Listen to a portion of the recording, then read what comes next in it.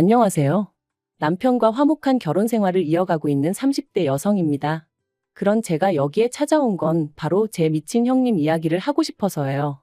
물론 아주버님이 형님과 이혼 소송 중이니 형님이라 부를 날도 얼마 남지 않았지만요. 일단 어쩌다 저런 형님을 만나게 되었나 이야기를 하려면 제가 어쩌다 이 집안에 시집을 오게 되었는지도 말을 안 할 수는 없겠네요. 남편하고는 대학 CC였어요. 입학하자마자 서로 첫눈에 반했고 이후로 졸업할 때까지 동기들이 부러워할 만큼 예쁘게 연애했고요. 하지만 남편이랑 제가 서로 다른 나라로 유학을 가게 되면서 자연스레 멀어졌고 이후로는 친구들을 통해서 간간히 소식만 전해 듣게 되었죠. 그러다 동문회에서 우연히 재회하게 되었고 남편이 먼저 우리 그때 참 어렸다면서 연락을 해오기 시작했습니다. 그리고 저도 남편하고 워낙 좋은 기억이 많았어서 그런지 그런 연락이 싫지 않대요. 그래서 다시 연락을 주고받다가 연인 사이가 되었습니다. 그러다 결혼 이야기가 나온 건 저희가 연애한 지 2년째 돼가던 해였어요. 사실 양가에서는 이미 저희 둘이 연애한다는 걸 알고 계셨고 어쩌다 보니 왕래도 하고 있었거든요. 그러니까 어머님께서 먼저 뭐하러 시간을 끄냐며 서로 확신이 있으면 차라리 하루라도 빨리 식을 올리는 게 좋겠다고 하시더라고요. 사실 저는 친정어머니가 안 계세요. 제가 아주 어렸을 때 지병으로 돌아가셨고 이후로 아버지께서 혼자 저를 키우셨죠. 다만 아버지가 사업을 하시다 보니 저랑 많은 시간을 같이 보내주시지는 못하셨어요. 그래서 금전적으로 어려움은 없었지만 마음 한구석에 늘 외로움이랄까 그리움이랄까 그런 결핍이 있었네요. 그리고 이런 부분을 제 남편도 그렇고 시부모님께서도 알고 계셨거든요. 그래서 어머님이 저한테 마음을 많이 써주셨던 거고요. 그리고 이건 여담이지만 아버지의 사업체는 제가 물려받기로 되어 있습니다. 그래서 몇몇 친구들은 저희 어머님이 그런 것 때문에 잘해주시는 거 아니냐는 걱정도 해주더라고요.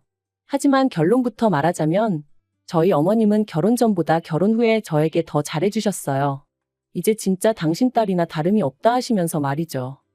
그런데 이런 제 결혼 생활에 먹구름이 드리워진 건 어이없게도 아주버님이 결혼을 하면서였어요. 정말이지 어디서부터 어떻게 이야기를 해야 하나 싶은데 일단 저희 아주버님은 성격이 좋게 말하면 유하고 안 좋게 말하면 물러터졌거든요.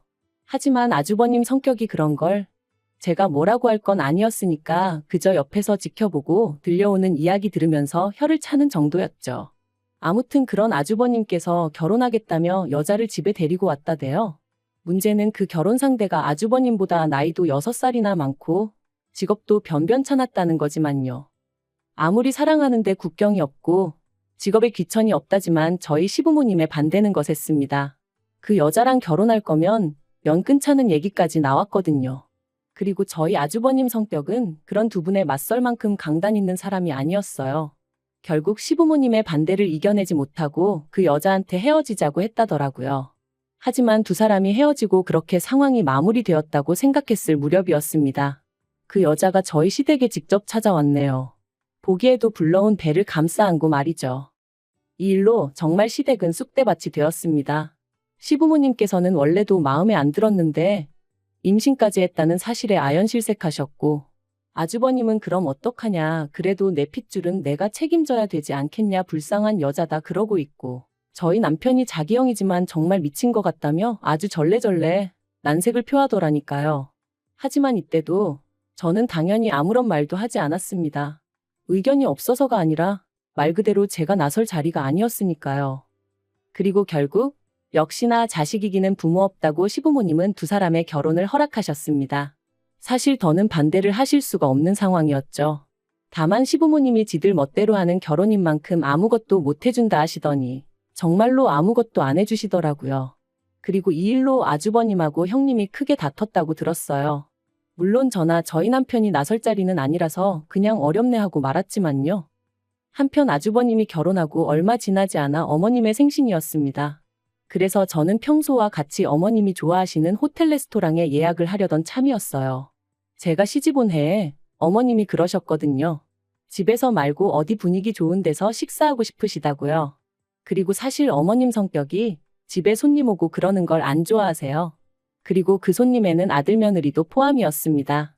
저희가 오면 옷도 신경 써서 입고 계셔야 하고 생리현상도 조심해야 하고 그런 게 불편하다 하시며 그냥 분위기 좋은 데 가서 다 같이 깔끔하게 한 끼 먹고 헤어지는 게 좋다 하셨죠. 그래서 시부모님 생신이나 가족 행사가 있는 날이면 늘 호텔이나 유명한 식당으로 가거든요.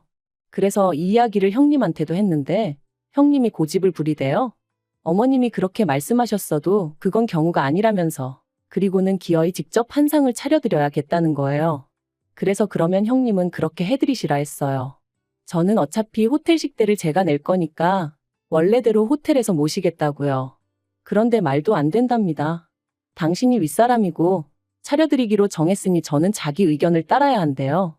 그러면서 그게 윗사람에 대한 제 바른 자세라는데 황당하더라고요. 그래서 제가 솔직히 말했어요.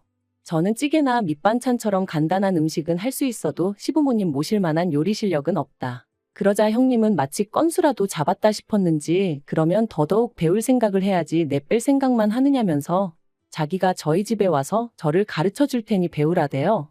그래서 결국 울며 겨자 먹기로 그러기로 했죠. 그런데 이게 웬걸. 막상 저희 집에 와서는 형님이 이 집은 누가 해줬냐, 이 살림은 누가 해줬냐. 솔직히 지나치다 싶을 만큼 사적인 것들을 물어보는 거예요.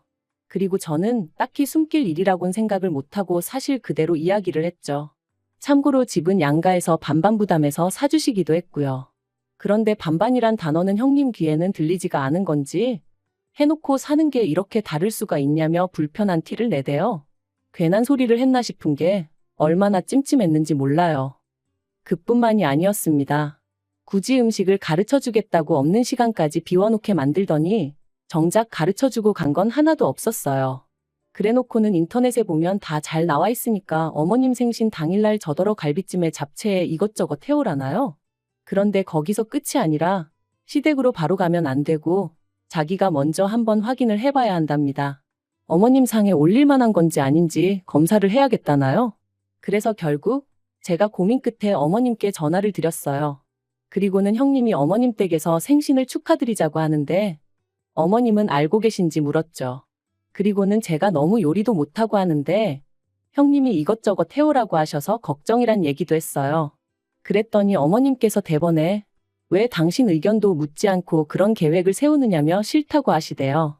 그리고는 전처럼 호텔에서 먹자셔서 결국 그러기로 했어요. 그리고 어머님 생신 당일 결국 전과 마찬가지로 호텔 레스토랑에서 모였습니다. 모두가 화기애애한 분위기 속에 형님만 안색이 좋지 않았죠. 그리고 그런 모습을 보고 있자니 솔직히 좀 찜찜하긴 했어요. 하지만 제가 형님 기분을 맞춰줘야 하는 건 아니잖아요. 아무튼 식사를 마치고 디저트를 기다리면서 어머님한테 생신 축하드린다는 인사와 함께 준비했던 선물을 드렸습니다. 어머님이 예전에 제 핸드백 보고 너무 예쁘다고 하셨던 게 기억이 나서 같은 브랜드에서 좀 더 어른들이 편하게 드실 수 있는 걸로 샀거든요. 명품이니까 조금 비쌌고요. 하지만 제 기준에 무리 없는 선이었고 제가 해드리고 싶어서 산 거였으니 크게 문제될 건 없었어요. 무엇보다 어머님이 제 선물을 꺼내보시고는 너무 좋아하셔서 그것만으로도 소위 돈 쓴 보람이 있다 싶었죠. 그런데 그때 형님이 저더러 잠깐 나와보라는 거예요. 이 분위기, 이 타이밍에 싶었지만 당장 제가 안 간다고 하면 분위기가 더 안 좋아질 것 같아서 양해를 구하고 형님을 따라 나갔습니다. 형님이 저를 화장실로 데리고 가서는 지금 뭐 하자는 거냐고 따지더군요. 그래서 제가 뭐가 문제냐니까 자기가 그때 분명히 선물은 20만 원 안에서 살 거라고 했던 거 기억 안 나냐는 거예요. 그래서 기억하고 있다고. 하지만 그건 형님이 그러신다는 거였지 저랑은 상관없는 이야기 아니냐 했습니다.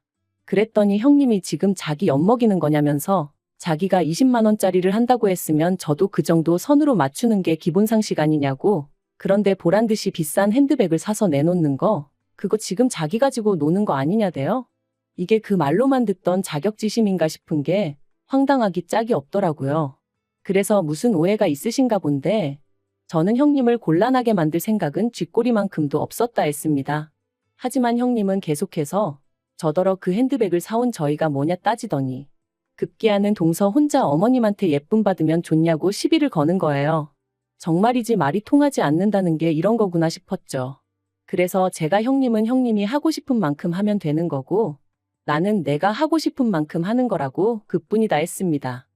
한편 자리로 돌아와 마저 디저트 먹고 그렇게 어머님 생신 축하 자리는 좋게 마무리가 되었어요.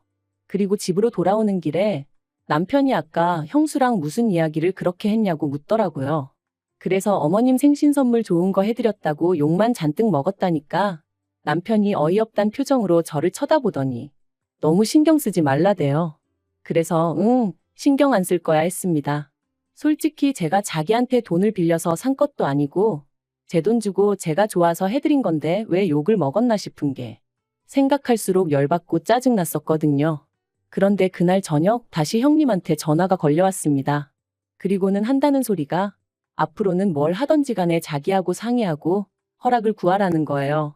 그래서 제가 왜 그래야 하냐고 했습니다. 그랬더니 자기가 윗사람이니까 당연히 그렇게 해야 한다나요? 그래서 윗사람을 따질 거면 어머님이 제일 어른이시니 앞으로는 상의를 해도 어머님하고 하고 허락을 구해도 어머님한테 구하겠다 했어요. 그랬더니 저더러 어머님이 좀 이뻐라 한다고 눈에 뵈는 게 없냐는데 이건 무슨 동네 양아치도 아니고 말본새하고는 정말 수준이 하더라고요. 그래서 말 좀 가려서 하시라고 아무리 형님이라고 해도 지켜야 할 선이 있는 거라고 했죠. 그리고는 저도 분이 안 풀려서 하고 싶은 말이 있으면 생각 좀 정리해서 다음에 만났을 때 대놓고 하라고 그러고는 전화 끊어버렸네요. 그런데 그 일이 있고 정확히 3일 뒤였어요. 남편이 어쩐 일로 술에 잔뜩 취해서는 집에 들어온 거예요. 그래서 제가 무슨 일이라도 있었냐니까 너무 속이 상하고 괴로워서 그런다더니 자기가 어머님한테 들은 말이 있는데 물어도 되겠냐대요? 그래서 뭔데 그러냐고 말해보라니까 형님이 어머님을 찾아가 제가 어머님 때문에 돈 나가는 게 한두 푼이 아니라 너무 힘들고 부담스럽다고 맏며느리도 아닌데 이렇게까지 해드려야 되는 건지 모르겠다 뭐 그렇게 하소연을 했다더랍니다.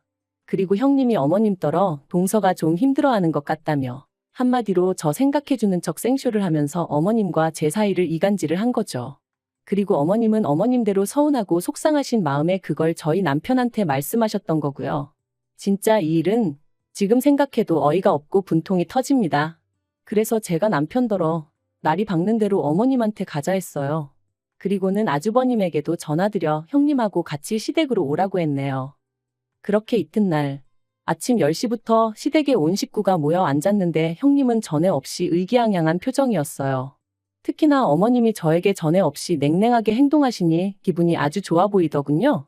그래서 다들 보는 앞에서 제가 어머님한테 대놓고 물었습니다. 형님이 제가 어머님 때문에 힘들다 그런 소리를 했냐고요. 그랬더니 형님 표정이 순식간에 달라졌어요. 설마 제가 대놓고 어머님한테 그렇게 물을 줄은 몰랐던 모양이대요. 그리고 어머님도 저를 놀란 얼굴로 보시더니 이내 그렇답니다. 그리고 그 소리를 듣고 당신이 얼마나 마음이 아팠는지 모른다고 그간 부담스럽게 하려던 건 아닌데 제가 그렇게 느꼈다니 미안하시다는 거예요. 그래서 제가 엉엉 울어버렸어요. 그리고는 어머님 왜 제 마음을 그렇게 몰라주시냐고 어떻게 저랑 알고 지내신 세월이 있는데 형님 말 몇 마디만 듣고 제 마음을 그렇게 오해하실 수가 있냐고 물었죠. 그랬더니 저희 형님이 저더러 어이없다며 어머님 앞에서 생쇼하지 말랍니다. 그래서 제가 왜 생쇼를 하겠냐고 되물었어요. 그리고는 형님이야말로 어머님하고 가깝게 지내고 싶으면 노력을 하던지 인품을 갖추던지 하지 왜 없는 말을 지어내서 사람 사이를 이간질을 하냐 따졌네요. 막말로 제가 설령 그런 생각을 했다 쳐도 다른 사람도 아니고 형님한테 털어놓을 이유가 있겠냐면서요. 그랬더니 저희 남편도 하긴 그렇다면서 제가 친구가 없는 것도 아닌데 굳이 친하지도 않은 형수한테 왜 하소연을 하겠냐고. 그러자 아주버님도 이번만큼은 점점 상황 파악이 되었는지 형님더러 이게 무슨 소리냐며 따지고 들었습니다. 그러자 그제서야 형님이 왜 다들 자기한테만 뭐라고 하냐 하더니 급기야는 자기가 봐도 안 되겠다 싶었는지 대뜸 어머님이 제일 나쁘다는 거예요. 장남차남이 엄연히 다른데 매번 동서만 예뻐하시지 않으셨냐 그러시는 거 아니라면서 말이죠. 어머님도 어머님대로 황당한 얼굴이셨지만 저도 정말 어이가 없었어요. 솔직히 자기가 이 집에 시집와서 한 게 뭐가 있다고 어머님이 자기랑 나를 똑같이 대해주셔야 된다고 믿고 있는 건지 기도 안 차더라니까요. 그리고 그때 아주버님이 형님 뺨을 때렸습니다. 왜 화목한 집안 분위기를 흐트려 놓느냐면서 말이죠. 그리고 졸지의 분위기는 아주버님과 형님의 부부싸움으로 이어졌어요. 형님은 네가 뭔데 나를 때리냐면서 신고를 한 해 만에 난리가 났고 조금도 미안해하는 기색 없는 형님한테 아주버님은 네가 그렇게 떳떳하냐 하더니 급기야는 이혼 이야기를 꺼냈습니다. 동시에 내가 지훈이 내 새끼 아닌 거 정말 모를 줄 알았냐면서 말이죠. 이때는 저도 저지만 시부모님 두 분 다 기함을 하셨어요. 그리고는 어쩐지 닮은 구석이 하나도 없더라는 저희 남편 말과 함께 그때부터 정말 쑥대밭이 되어버렸네요. 알고 보니 아주버님은 자기 애가 아닌 줄 알면서도 자기가 책임지기로 마음먹은 이상 어떻게든 가슴속에 품고 살려고 했었답니다. 그런데 형님이 잘 지내는 다른 식구들한테 해코지를 하는 걸 보니 이대로는 안 되겠다 싶으셨다네요. 저도 정말 이런 일을 제가 바로 곁에서 보게 될 줄은 몰랐는데 저희 아주버님만 불쌍하게 된 거죠 뭐. 아무튼 그래서 지금 아주버님네는 이혼 소송 중이고 뭐 그렇습니다. 어떻게 마무리를 해야 할지 모르겠는데 살다 보니 정말 별일이 다 있네요. 참, 그리고 어머님은 저에게 몇 번이나 사과를 하셨어요. 최소한 저한테 사실 확인이라도 먼저 하셨어야 하는데 그때는 왠지 괘씸하기도 하고 민망하기도 하고 그래서 소가리만 하셨다면서. 그리고 어쨌든 사람 관계라는 게 이럴 수도 저럴 수도 있다 생각하고 저도 더는 어머님 원망은 하지 않기로 했어요. 진짜 모녀들도 싸우고 화해하고 그러잖아요. 저도 어머님하고 좀 더 가까워지기 위한 과정이었다고 생각하려고요.